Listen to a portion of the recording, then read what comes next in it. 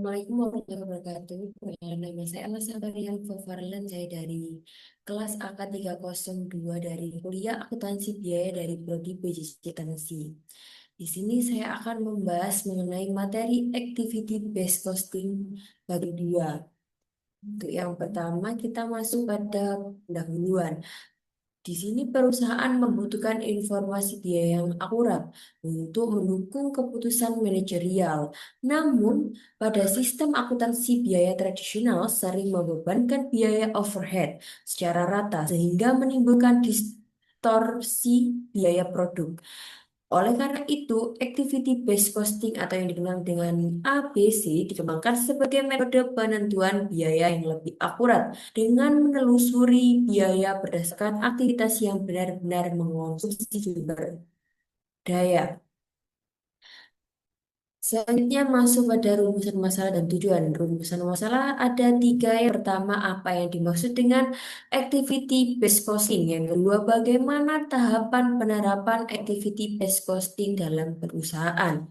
Yang ketiga, apa kelebihan dan kelemahan activity based costing dibandingkan metode tradisional. Untuk tujuan penulisan yaitu yang pertama menjelaskan tentang konsep dasar activity based costing. Yang kedua, menjelaskan langkah penerapan activity based costing. Yang ketiga, mengetahui manfaat serta keterbatasan activity based costing bagi perusahaan. Selanjutnya, definisi activity based costing. Activity based costing adalah metode akuntansi yang lebih canggih dibandingkan dengan metode tradisional. Metode ini bisa diartikan sebagai perhitungan biaya yang mengaitkan biaya produk dengan aktivitas tertentu yang diperlukan untuk memproduksi produk tersebut. Dalam ABC atau Activity Based Costing, biaya dapat ditimbulkan oleh aktivitas, bukan oleh produk secara langsung. Selanjutnya, konsep dasar ABC yang bagi menjadi tiga. Yang pertama, aktivitas aktivitas sebagai penyebab biaya atau yang disebut cost drive, yaitu tim manajemen mengidentifikasi berbagai aktivitas yang terjadi dalam proses produksi, antara lain seperti pengembangan produk, pembelian bahan baku, produksi, pengemasan atau distribusi, dan lain sebagainya. Yang kedua, pengelompokan biaya ke dalam cost pool. Dengan menggunakan cost pool, perusahaan dapat mengelola biaya dengan lebih efektif dan mengambil keputusan strategis yang lebih baik. Tujuannya untuk mempermudah pengelolaan, pengalokasian, dan analisis biaya. Yang ketiga, pembebanan biaya berdasarkan konsumsi aktivitas. Biaya tidak hanya dialokasikan berdasarkan volume produksi semata, tetapi juga mempertimbangkan berbagai aktivitas yang diperlukan untuk menghasilkan produk atau layanan tersebut. Selanjutnya ada hierarki dalam activity based costing yang terbagi menjadi empat. Yang pertama, unit level cost. Pada biaya tingkat ini timbul setiap kali satu unit produk atau jasa dihasilkan. Jadi semakin banyak unit yang diproduksi, maka semakin besar pula total biaya unit level yang terjadi. Yang kedua ada batch level cost.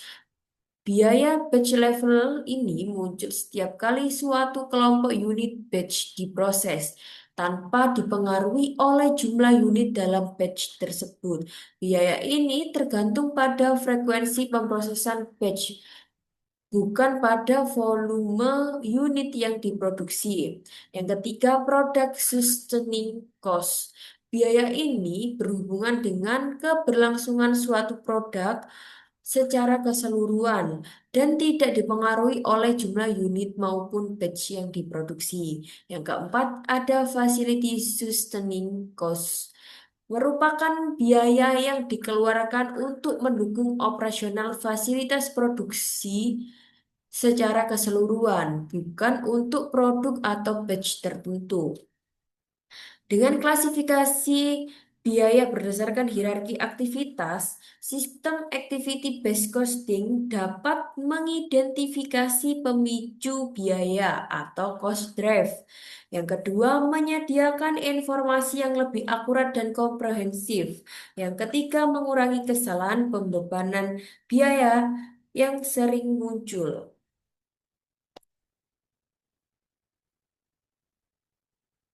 Selanjutnya ada proses implementasi activity based costing. Yang pertama mengidentifikasi aktivitas utama, pemeriksaan keuangan. Yang kedua, menentukan tujuan penerapan sistem ABC atau Activity Based Costing. Yang ketiga, menentukan faktor-faktor yang memicu biaya dari masing-masing aktivitas.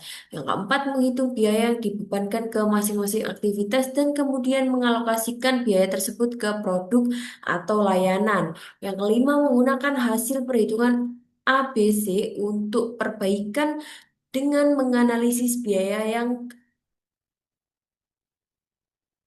membantu manajemen dalam pengambilan keputusan.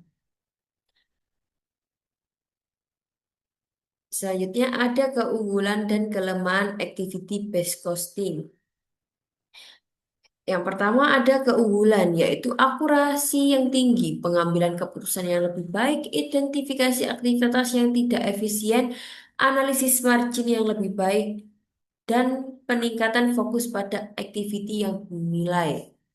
Untuk kelemahan, biaya implementasi ini yang tinggi, kompleksitas, keterbatasan data, perubahan konstan, ketergantungan pada pengukuran yang akurat.